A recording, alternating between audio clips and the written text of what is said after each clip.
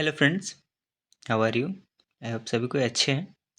इस वीडियो में हम बीपीएससी प्री के बाद है ना मेंस की तैयारी की रणनीति क्या होनी चाहिए, हमारी स्ट्रेटेजी क्या होनी चाहिए, उसे हम यहाँ पे डिस्कस करेंगे। उसके साथ साथ सिलेबस को भी यहाँ पे हम ब्रीफ में देखेंगे।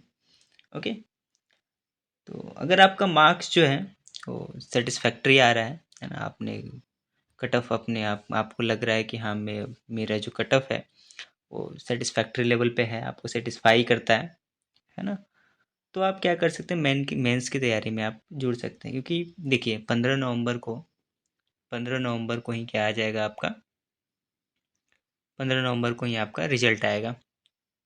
और चेयरमैन साहब के द्वारा बोला गया है कि दिसंबर या जनवरी में इसकी एग्ज़ाम करवा ली जाएगी।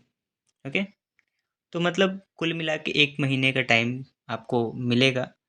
ओके, तो 1 महीने में मेंस की तैयारी करना और रिवीजन भी करना बहुत ही मतलब मुश्किल कार्य है। तो अभी से ही आपको लग जाना है इसके लिए। ओके, और सबसे पहले आपको इसके लिए एक मोटिवेटेड रहना है, क्योंकि अभी असमंजस्य में है कि करें नहीं करें, कहीं करें नहीं। देखिए बात ऐसा है कि अगर आप स्टार्ट करते हैं, अगर आपकी मेंस की प्रिपरेशन, तो आपकी ये मेंस की प्रिपरेशन कभी भी ख़राब नहीं जाएगी। आपको नेक्स्ट मेंस की एग्ज़ाम्स में, है ना, चाहे वो बीपीएससी की हो, है ना, आंसर राइटिंग की अगर आप प्रैक्टिस कर रहे हैं तो, है ना, अगर आप दूसरे सिविल सर्विसेज भी देना चाहते हैं तो उनमें भी ये काम आ ही जाएंगे। ओके, तो आप मोटिवेटेड रहें, है ना, और अपने जो प्रिपरेशन है उसको स्टार्ट कर दें, है ना, रिजल्ट का वेट ना करें।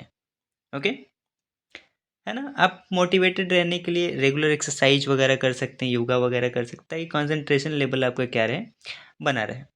ओके, जब तक रिजल्ट नहीं आता है कम से कम एक एक टॉपिक आप उठा के ज़रूर, है ना, उसे लिखने की प्रैक्टिस करें।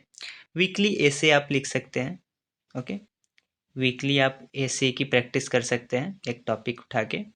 ओके, तो दृष्टि आईएएस वगैरह की जो है यहाँ से वीकली एसेस की ऐसे की आप प्रैक्टिस कर सकते हैं। ओके, इसके बाद जो है हम यहाँ पे जो अगर सिलेबस की बात करें तो देखिए इसमें अ, आपका एक सामान्य हिंदी का पेपर रहता है, 2 जीएस के पेपर रहते हैं, है ना, और एक ऑप्शनल आपको देखने को मिलेगा। ओके, और एसे का पेपर। ओके, तो अगर सामान्य हिंदी की बात करें तो निबंध आपको 30 मार्क्स के देखने को मिलेंगे, व्याकरण 30 मार्क्स के देखने को मिलेंगे, वाक्य विन्यास 25 मार्क के और संक्षेपण 15 मार्क के आपको देखने को मिलेंगे। मतलब ये टोटली क्या है, आपको क्वालिफाइंग इन नेचर है। आपको 33% जो मार्क्स होते हैं वो आपको लाने हैं, बस क्वालिफाई करना है इसमें। ओके, सामान्य हिंदी में मेन जो मार्क्स जुड़ेंगे वो दो आपके जीएस पेपर से जुड़ेंगे और ऑप्शनल और ऐसे से आपके जो मार्क्स जुड़ेंगे और उससे ही मेरिट बनेगी आपकी। ओके, जीएस की बात करें तो 2 जीएस पेपर में, है ना, पहला जो जीएस पेपर है उसमें आपको इतिहास और संस्कृति देखने को मिलेगी, और दूसरा जो जीएस पेपर है ना, सॉरी, उसमें ही 3 भाग में बाँटा गया है। पहला जो जीएस पेपर है उसको 3 भाग में बाँटा गया है, हिस्ट्री में और नेशनल इंटरनेशनल जो करंट अफेयर है उसमें बाँटा गया, और स्टैटिक्स जो सांख्यिकी होती है वो 3 भाग में डिवाइड किया गया है। ओके, इसे आप प्रीवियस ईयर क्वेश्चन के माध्यम से क्या कर सकते हैं, आप प्रैक्टिस कर सकते हैं, या फिर विजन आईएएस वगैरह के जो मटेरियल्स हैं उससे आप इसे, है ना, प्रैक्टिस कर सकते हैं। दूसरा जो सामान्य अध्ययन जो पेपर है 2, है ना, इसमें इसको भी 3 भाग में बाँटा गया है, पॉलिटी में, इकोनॉमी में एंड जो सॉरी 4 भागों में, भूगोल और चौथा विज्ञान में। ओके, तो है ना, कुल मिला के ये पेपर है, ये 2 पेपर है।